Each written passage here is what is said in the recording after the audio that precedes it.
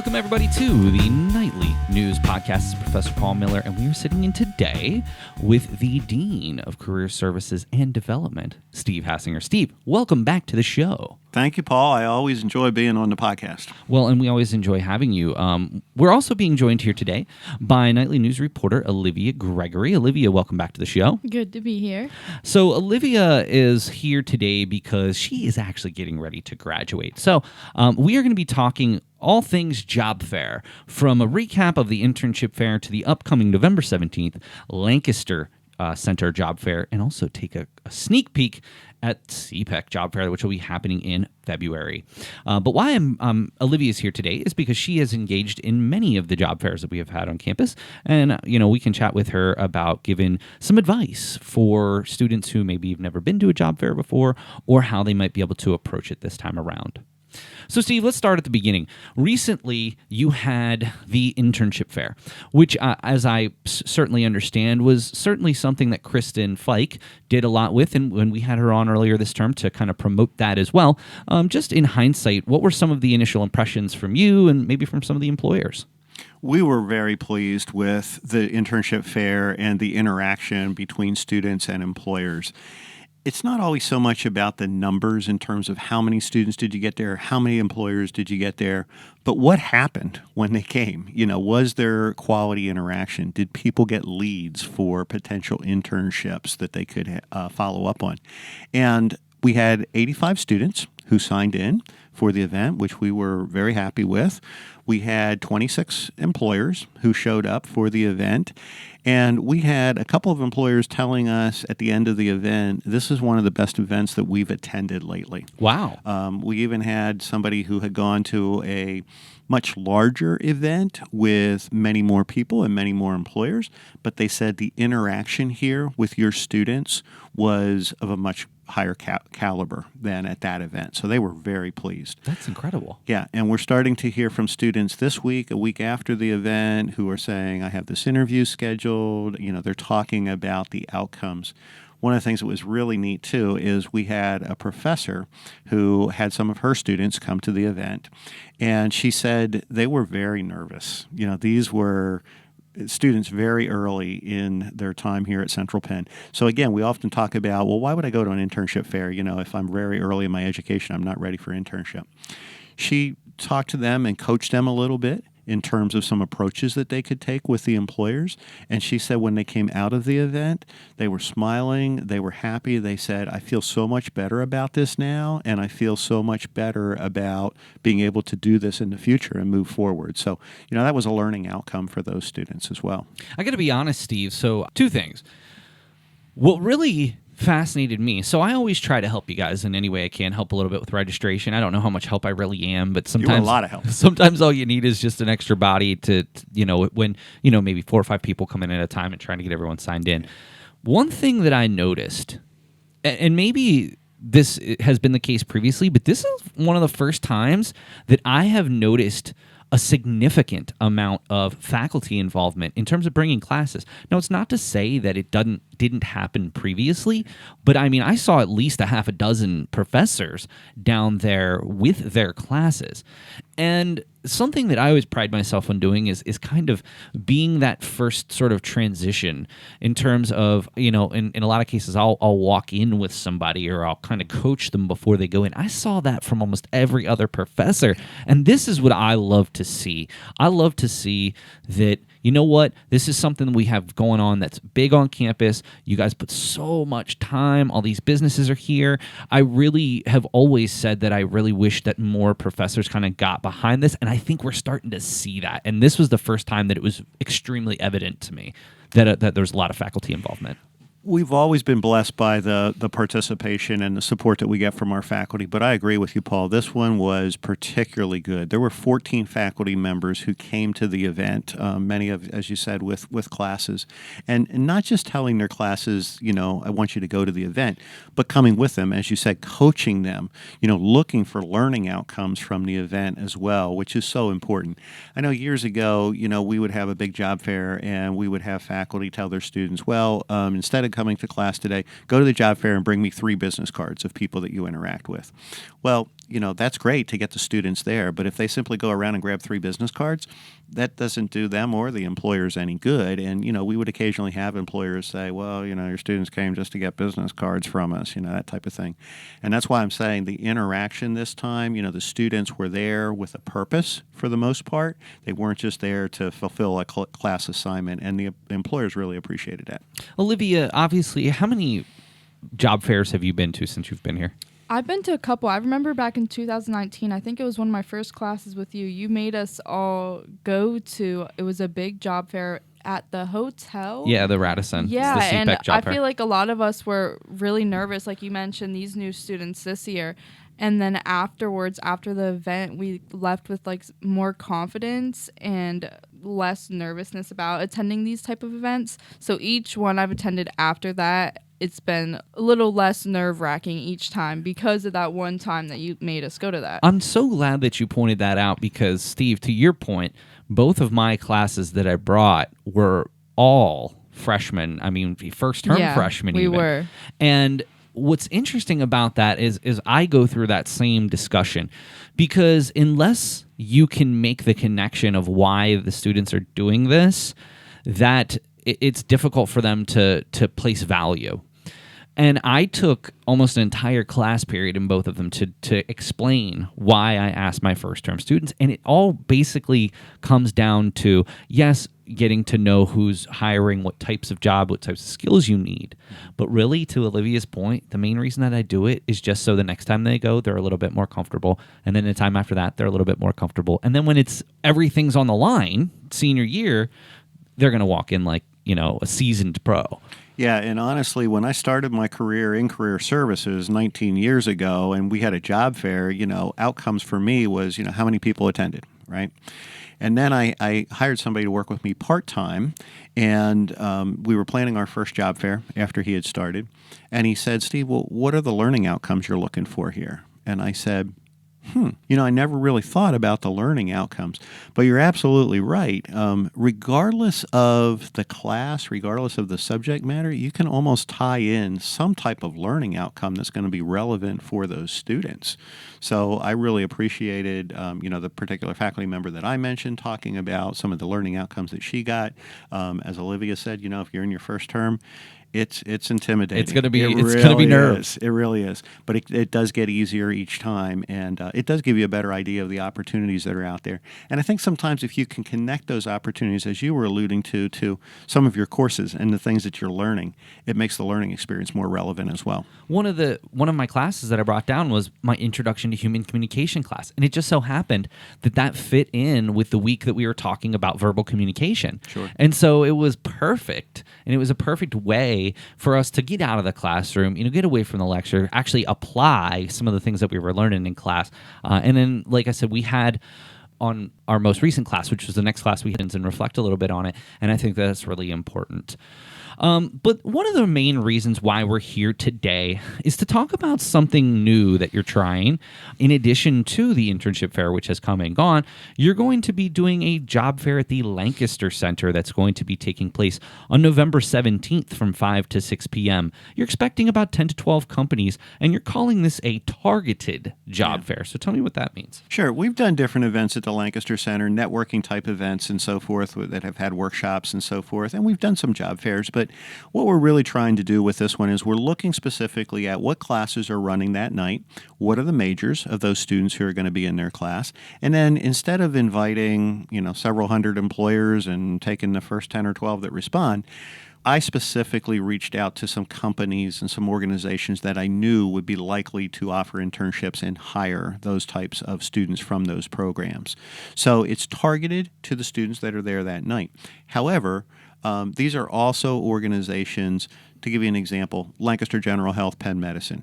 Well, we're bringing them in really because we have PTA students that are going to be there for modalities class that night, okay? But an organization like Lancaster General Health, Penn Medicine, they need to hire from all different programs, IT people, accounting, business people, communications people, et cetera, okay? That's awesome.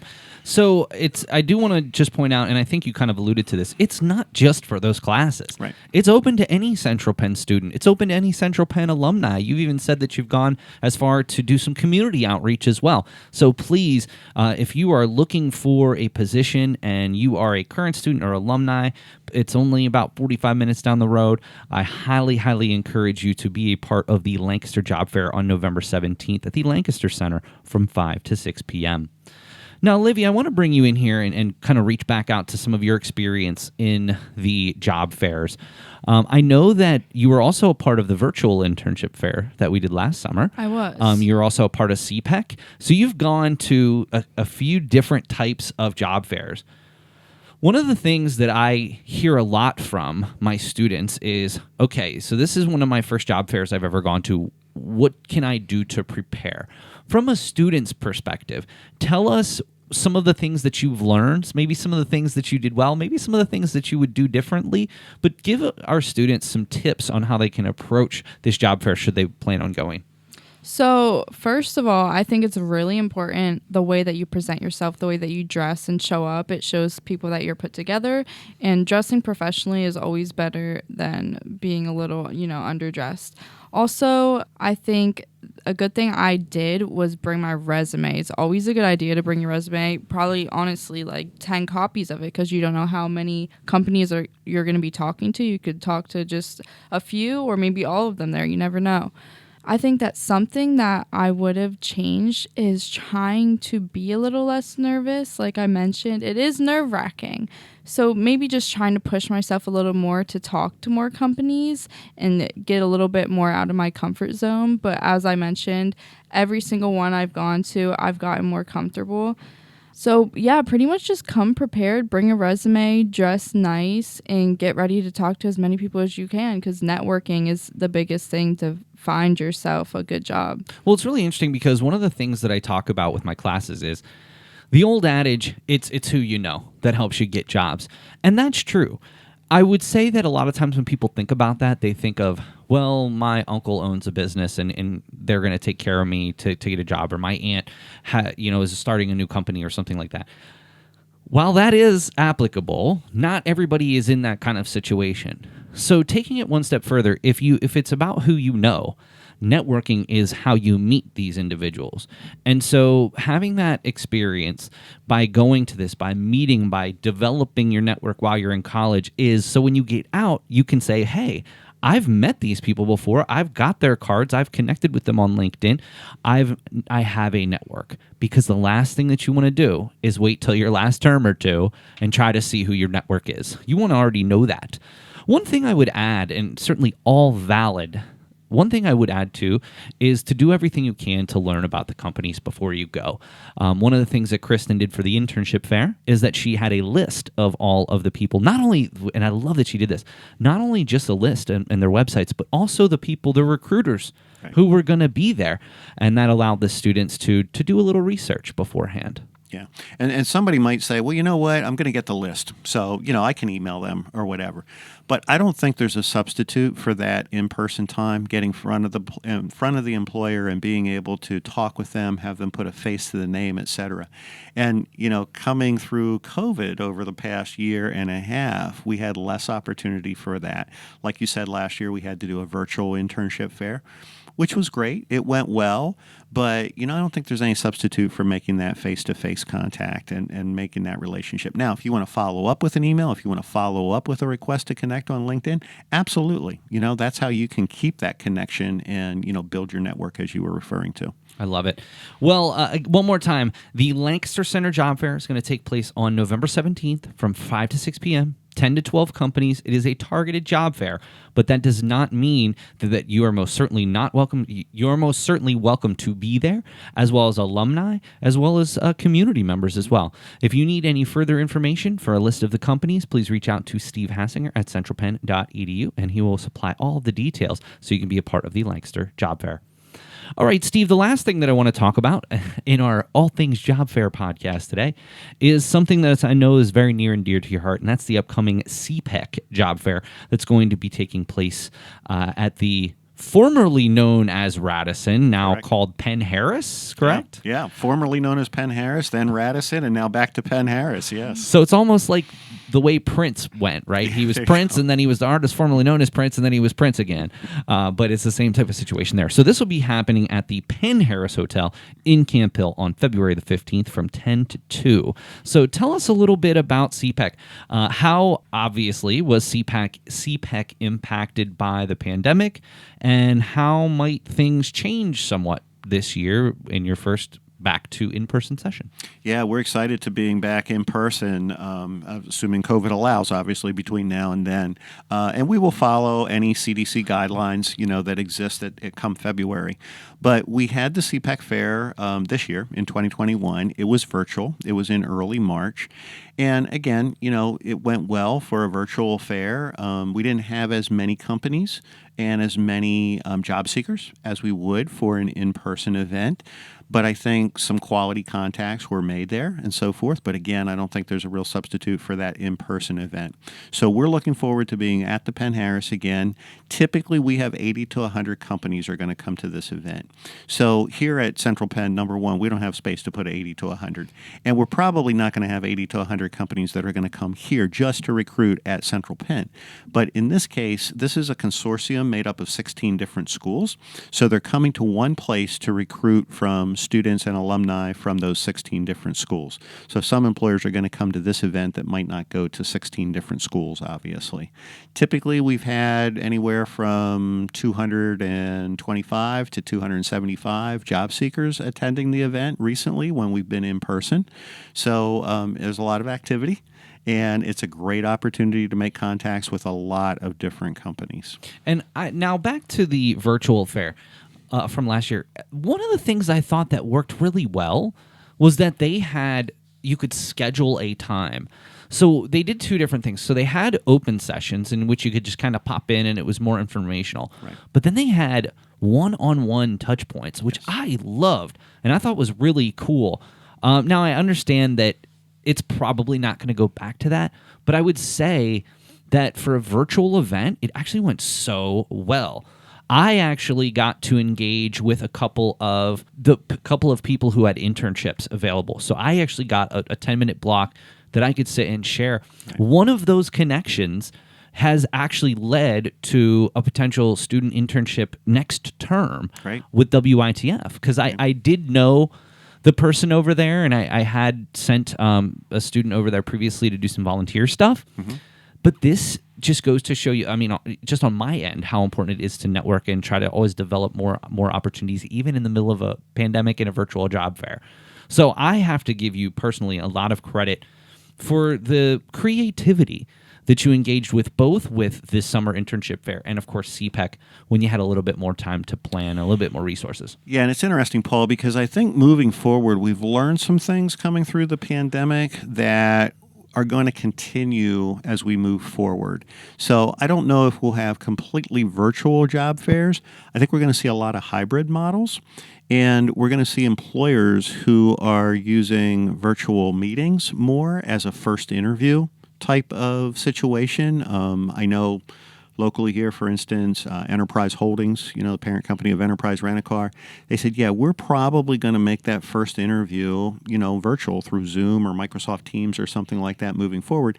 It saves time on our end. It saves time on the job seeker's end, to have to come in. Now, when we get to that point where, we're looking at a serious candidate here and potentially making an offer, sure, they're going to bring them in person. Plus, we have employers who are completely going virtual and remote. Again, here in the Harrisburg area, Nationwide Insurance as a great example. They've vacated their building over in Harrisburg, and all of their employees are remote. So we have a graduate who was working in Harrisburg who's now living in Florida and continuing to work for Nationwide. So I think we're going to see some of those remote and virtual things happen moving forward, even as we come out of the pandemic. And I think it's interesting, the lessons learned that you can still apply to an in-person fair or to how to make job fairs a little bit more accessible too. So Sure. I'm telling you right now, Olivia, please make sure that you are at the CPEC Job Fair on February 15th. Yeah, I plan. Because I plan to go. Olivia is actually just scheduled for her final classes here at Central Penn College, and she will be graduating at the end of the winter term. So this might be an opportunity for you to really look for a position, and there's going to be a ton of places there. So not to put any pressure on you, but you've got experience now, so you shouldn't have any pressure. Yeah.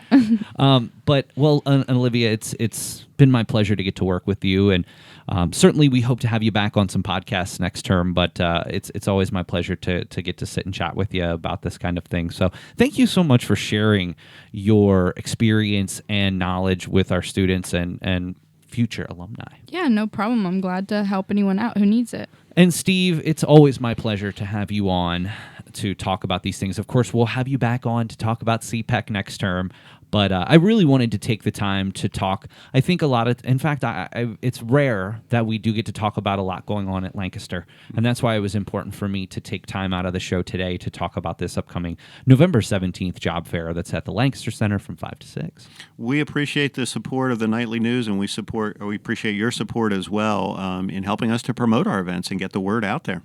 I've always said, and I'll just kind of leave it at this, I've always said that one of the things that I look back on my own undergraduate education, I never had a professor that encouraged us to go to a job fair. It never even entered my mind, and I think a lot of people, unfortunately, view career services as something that you engage with in your last term and after graduation. That just couldn't be further from the truth. If you're doing that, you're already behind the 8 ball.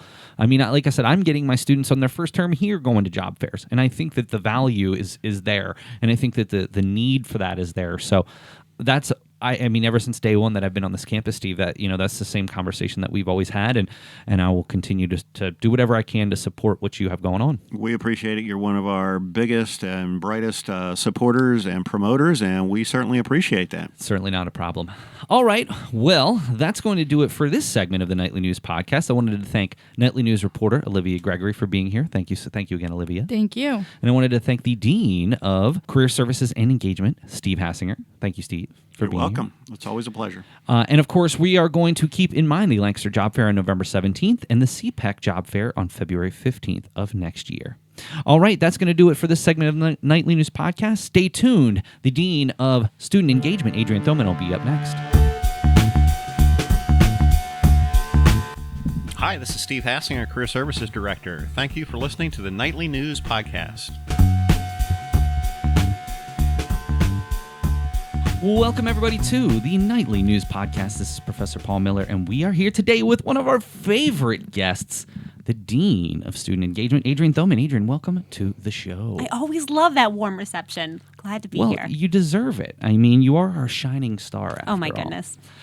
And we're also being joined here by Nightly News reporter Olivia Gregory. Olivia, welcome back to the show. Thank you. I'm excited to be here. We were actually just talking on the way over. I'm trying to think of the last time you were on an episode. Yeah, it's been a while, probably a few terms ago, so it's exciting to get back. Well, with all that being said, we can't give you too much grief because you can share with us a reason why you haven't been on the last couple of terms. Yeah, so I actually had a baby back in May. Aww. So I've been spending a lot of time with her. She is turning 6 months old soon, so she's hitting some milestones. It's really exciting. What is her name? Her name is Delilah. Oh, I love that. Thank you. So obviously you have a good reason why you haven't necessarily been on the show. Super busy. But Olivia has been a part of the Nightly News ever since she got here on campus, and we have her for this term and one more term. We just got done looking up your internship. She's going to intern with one of our professors here at Central Penn College, Deb Donahue. Oh, and nice. She's going to be I'm working excited. with the PA Thankful. Riverboat. That was where I had my wedding reception. Really? That's such a great place to have a wedding Yeah, reception. We really is. loved it. That's awesome. And we had an Elvis impersonator. Oh, yeah. Really? I absolutely love it, and it's certainly a shout out. Obviously, the boat, as Deb said, will be coming out of the water very, very soon. But certainly, when it gets warm out, we got to get back on the Pride of the Susquehanna because it's a wonderful nonprofit organization that supports a lot of wonderful things in the area, and it's just so beautiful. I think that sometimes we get a little spoiled with the beauty that we have in this area, whether it's mountains or going hiking or even just being on the river. Okay, well, so we are here to discuss some really, really important events from November and December. Lots of amazing things going on. And we're going to start right off at the top with the SGA elections, Adrienne. Each year, the SGA has elections that typically take place in November that will be for the 2022 calendar year. The elections, the nominations are going to be open through November 5th. And voting will take place the week of November 15th, Monday through Friday. And we'll have some type of winner that will be announced on November the 22nd. So tell us a little bit. You're the advisor of the SGA, right? I am, yes. And so tell us a little bit about what the SGA's role here. Now, we know that they put on some events around campus, but tell us sort of behind the scenes. What are some of the roles of SGA and the club? So one thing that I really appreciate about our Student Government Association is they truly are a voice for our students. So they have an email, sga@centralpenn.edu. Had to put that plug in there that you can reach out to at any time if you have a concern. Not all institutions give their students the ability to have a direct line to their college president. And I love that President Fedrizzi does that.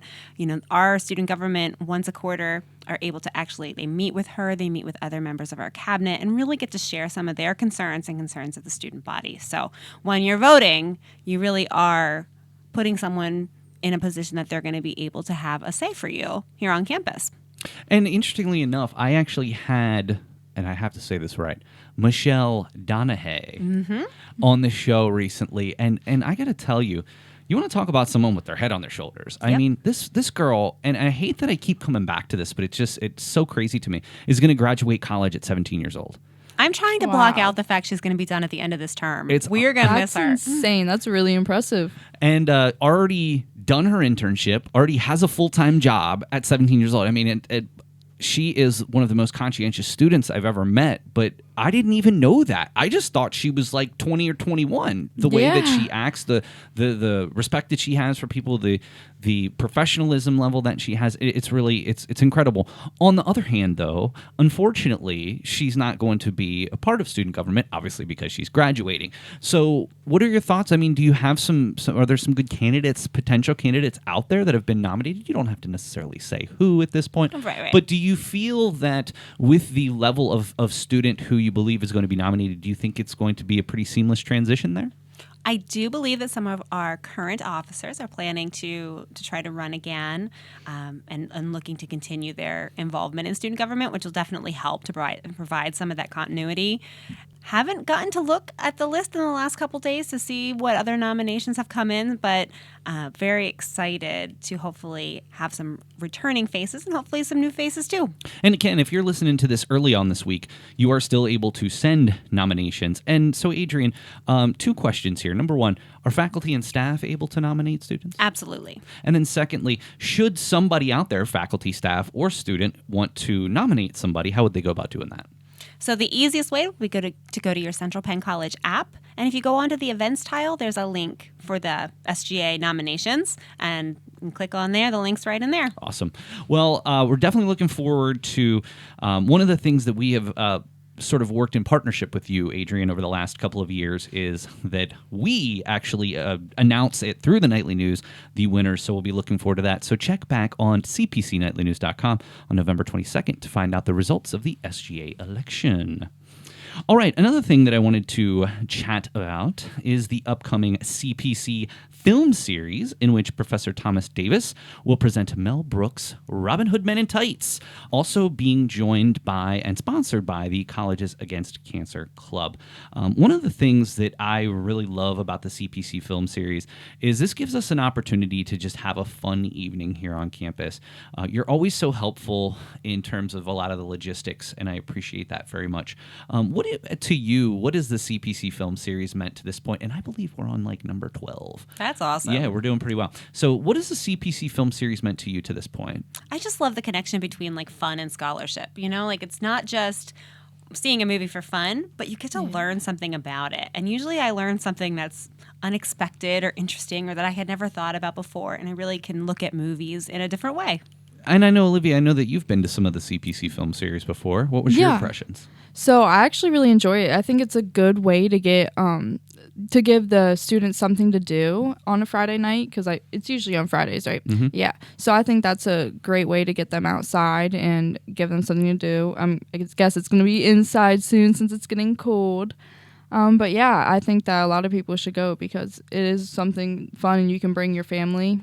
So. Well, and that's one of the things I wanted to mention. So back to when I did A League of Their Own, Olivia, not only did you brought the baby, right? Or didn't you? No, I didn't that time. I was thinking about it, but she was really young at that point. But so it was just me and my boyfriend that night. You got to bring your boyfriend. You Yeah. certainly helped out, and it was such a wonderful night, a beautiful evening. It was. A nice opportunity for me to get to share a little bit more about my love of baseball, and then we got to watch the movie. So I'm really glad that you've been a part of the film series. So I just wanted to put that out there. That's going to be on Friday, November 5th. In the Capital Blue Cross Theater, starting at 6:30. So come out for a free movie. There are going to be some refreshments for donations to the Colleges Against Cancer Club and Professor Davis, Robin Hood Men in Tights. All right, one other thing that we wanted to chat about before we get to the Adrienne's Featured 3 is on November 20th, there's a special opportunity for some of our students here on campus. So tell us a little bit more about what we can expect. So I got an email from Mary in our marketing office, and she found an invitation to register to have, I don't know if a float or just to have participate in the holiday parade in Harrisburg on November the 20th. And we thought Casey and I were talking about it because there's a home athletics game that's later that day. And we're like, can we make this work? But we are determined. We are going to make it work. I talked to the student RAs just recently. I'm like, do you want to do this? Do we want to commit to being in this parade? So we're gonna try to represent and get Sir Will there and somehow go through this holiday parade. We're on the search for like a cool ride to go through the parade in. So I'm thinking either if we have a pickup truck, we can have students in the bed to throw candy. Doesn't Denise have a truck? Yeah, I feel like she does. Yeah. She has her Jeep. We could put the top down There in the you go. Jeep. Oh, yeah, that my would be gosh. fun. You got a winner. So that's what we're trying to finalize the details, but planning to hopefully participate in the holiday parade on behalf of Central Penn this year. Really cool. And that's actually, have you ever been a part of the holiday parade? Not since I worked in radio. Yeah, really, really cool. I think it might be a little chilly, but I think if you dress properly, you'll be okay. So the Harrisburg holiday parade on November 20th, we're hoping that the RAs are going to be a part of that. All right, Adrienne, now it's time for Adrienne's Featured 3. All right, well, one thing that we do want to talk about is a very interesting, and when you told me about this, a little out of the ordinary, so I'm interested in finding out where this came from. A baby kangaroo will be coming to campus on Friday, November 5th, before the CPC film series. So where did this come from? What is the purpose of it, and how can we get involved? Okay, so the point of it is there's going to be an adorable baby kangaroo here on campus. I was looking through Facebook, and one of my Facebook friends had posted pictures of this baby kangaroo at her work, and they're all like petting it and getting pictures taken. And of course, immediately I was like, this is a thing that has to happen here because, hello, cute animals. I agree. So I called, it's Aldinger Farms, he's I think somehow connected to Lake Tobias, but I'm not quite sure how yet. But I was able to arrange and get a visit scheduled with him, and he's going to bring a baby kangaroo for us to meet. I'm going to have to come to campus. What time? So it's going to be November the 5th from 11:30 to 1. Okay. So he'll be here for about an hour and a half. So everybody plan your lunch breaks accordingly. Stop and see the kangaroo. So a baby kangaroo will be on campus on Friday, November 5th from 11:30 to 1 in the area just outside of the Night and Day Cafe. Yeah. Okay. And obviously Adrienne will be there and definitely will be able to share in this interesting and unique endeavor for our students. All right, another thing that I wanted to spend a little bit more time on, Adrienne, is obviously something that we have been very passionate about for quite some time, and that is the Raise the Roof campaign. We are heading into the home stretch, and there is one more drive-in drop-off event that's going to be taking place on November 13th. So first of all, for those who may not be in the know, tell us a little bit more about what the Raise the Roof campaign is here at Central Penn. Every year, Central Penn College as a whole commits to a philanthropic effort. So last year we were combating hunger. This year, it's all about raising the roof and fighting homelessness and housing insecurity. So we have a series of, I think there are 8 or 9 local organizations that all of our donations and the things that we're collecting are going to benefit, all supporting those affected by homelessness and housing insecurity.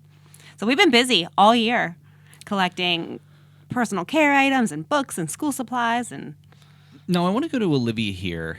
Olivia, you had the opportunity as part of a class to work with one of the organizations that we are supporting through Raise the Roof. So one of the things that we are doing through Raise the Roof is we have identified the counties in which most of our students come from, probably 95% come from surrounding counties. So what we did was we teamed up with one organization from each of those individual counties.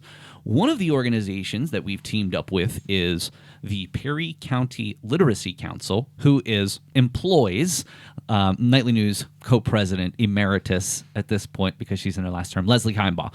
So you got to do some work for them over the summer. So tell us a little bit about your experiences with working with the Perry County Literacy Council. So it was a great experience. I actually helped plan and help out with the 17th annual chili cook-off. That was super fun. Leslie's great, so getting to work with her is always wonderful. I helped write a press release for them, some social media posts. I developed some graphic design content, a poster for them to use at the day of the event. It was really fun getting to interact with people and help organize an event. That's something I haven't done before, so gaining that experience was really great. that's awesome. Yeah, it was. But not only did you get to do all that behind-the-scenes stuff, you actually got to work the day of the event. Yeah, exactly. It was really nice. It was super hot that day, but we still had a lot of fun. I actually got to bring my daughter and my boyfriend to help out, so it was super fun to have them there too. Did you sample the chili? So I'm not really a chili fan, but my boyfriend was digging in. He was tasting every sample, going back for seconds. So you said you brought your daughter to help. Tell me what your daughter could do at 1-year-old. Just look adorable. Yeah, she sat back, looked cute, brought some elderly people, love babies. She was bringing all the old people to try the chili. So that was really great. That's funny. I love that kind of wave them in with the little baby. But with all of that being said, and that was wonderful, and you did such a nice job with that project, and obviously Leslie was extremely pleased and thankful. But in all seriousness, I've had the opportunity over the last probably 4 months to go to work at the Bethesda Mission. The Bethesda Mission is the Dauphin County sort of partner that we have. And one of the things, so I talk all the time in class about how important it is to volunteer in a community and how important it is to give back to your local area. And Adrienne, what's interesting is when I was younger, before I started here, I worked for Bethesda in a volunteer capacity for like 4 years. And obviously when I started here and, still doing, podcasts and I have social media clients, things like that. So I'm still working. Plus, of course, we're both in our PhD programs. Mm-hmm. This is the first time that I've ever had the opportunity to actually work with the residents of Bethesda Mission. Oh, wow. And because previously I was just sort of working remotely doing some fundraising, this has really changed my perspective a lot. And again, I'm somebody who's done volunteer work. Last year I worked with New Hope Ministries for about 6 months during the pandemic, working at the food pantry there. But just getting to actually meet these gentlemen, because we're working at the men's shelter, to get to hear their stories and to really understand that what we are doing is genuinely helping these people get their life back together. Obviously, they had, for a variety of different reasons, that these men all ended up there, but they all have admitted that this was good for them. And to see the thankfulness on these individuals' faces, every single person in there, Adrienne, thanks us for being there, and we're just serving them lunch. I mean, it's not like we're donating pints of blood and things that are actually saving people's lives. But my point is, this experience over the last 2 years has changed my perspective from working in a food pantry to working in a men's shelter. It has changed the way that I think about what it means to volunteer and what impact that has on people. And I got to tell you, this is something that I'm so glad that I've done. I don't know that I necessarily would have done if it wasn't for these philanthropic initiatives. It's not to say that I don't volunteer, because I volunteer in some other capacities too in the community. Another thing, I just was promoted to the coordinator of the Challenger Baseball Adult League, which my Oh, son's going to that's be going amazing. into. So another thing that I'm doing to give back to the community. But this has really been something special.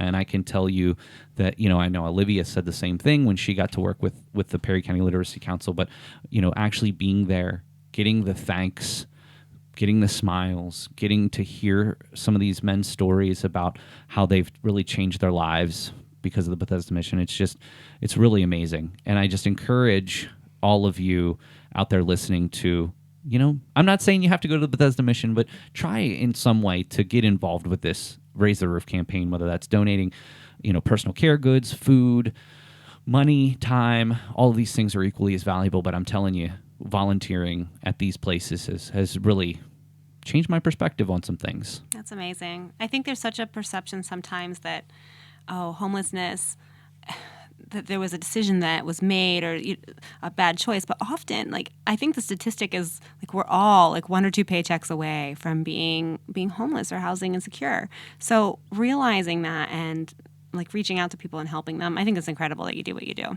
Well, I agree. And again, I don't do it for any accolades. I do it because I want to support our team, and we've teamed up with Career Services this year, and it's just been very special. And I'm really glad that we can do it. I will also put something out there along these lines. December 11th is Christmas at Italian Lake. This is a fundraiser that's done for the Bethesda mission. They are looking for volunteers. They need a significant number of volunteers to pull this off. I know that people from the Nightly News are going. I know that Olivia had mentioned going, and we're going to do some signups here coming up soon. But you can just search Google Christmas at the Italian Lake, and there's a sign-up form on there. You can also email me, paulmiller@centralpenn.edu, and I can get you in touch with the volunteer coordinator of the Bethesda mission as well, because I am the liaison to that specific organization. So just want to put that out there. December 11th, Christmas at the Italian Lake. If you've got some time to volunteer, they need tons of volunteers, but you do want to get on and sign up now so we make sure that they have space for you. And of course, if you're part of Raise the Roof, this goes toward your volunteer hours. So thank you for allowing me to say that. Also, part of the Raise the Roof campaign is you have one more drive-in drop-off event that's going to be taking place on November 13th. So share with us a little bit more about that. We are going to be outside with our signs and our buckets. Busking is the new word that I have learned, which is what that means when you have a bucket. That's what we're going to be doing right outside the college, collecting donations. Most people lately have been kind of driving through and dropping off cash, which is so amazing of them to do. We're also accepting food donations and any personal care items. They do need to be new, but we'll be out there from 10 to 2. And we're looking for lots of volunteers. So if you're willing to join us for an hour or 2 or 3, we would love to have anybody. They're welcome to come and join us and help to support some of these great organizations. And you just had a drive-in drop-off. How'd that go? We did. It was really good. I think it started raining about midway through. I think people felt bad for us. So they think that helped them to donate. They're like, who are these poor people out there in the rain? We're standing out with our umbrellas. That's so funny. All right, we have one more event on Adrienne's Featured 3. Tell us more about it. So I want to give a shout out to our Gamma Beta Phi induction ceremony. This is a huge honor for our students that have been selected. They have to maintain a 3.3 GPA or higher and have at least 12 credits that they've completed here at Central Penn. They get an invitation basically to join this organization. They do need to pay a national fee just one time to join the national organization, but then they're considered members as long as they are in active good standing. And we induct them in a very official ceremony, and just excited to welcome these new members. And when is that? That is Saturday, December the 11th at 11 o'clock in our Capital Blue Cross Theater. All right. Well, and again, interestingly enough, I know Leslie is very much looking forward to that because she is already a member, but this has been one of the other clubs that she's been a part of, and I know she's always spoken very, very highly about that as well. So just want to recap a couple of things, and then I'm going to end with one more quick shout out. Remember, you can nominate those students for the SGA election through November 5th. And then the week of November 15th, you'll have the SGA elections will be open with an announcement on November 22nd. We can also check out the CPC film series that's going to be taking place on Friday, November 5th at 6:30 in the Capitol Blue Cross Theater with Professor Tom Davis presenting Robin Hood Men in Tights. You can also check out our RAs as part of a float in the Harrisburg Holiday Parade that's going to be taking place on November 20th. For Adrienne's Featured 3, check out the Baby Kangaroo. That'll be on campus on November 5th from 11:30 to 1 in the just outside the patio area outside of the Night and Day Cafe. Of course, the Raise the Roof Drive-In Drop-Off event will be on November 13th from 10 to 2. If you'd like to volunteer, please reach out to Adrienne at Adrienne Thoman at centralpenn.edu. And of course, the Gamma Beta Phi induction, which will be on December 11th at 11 a.m.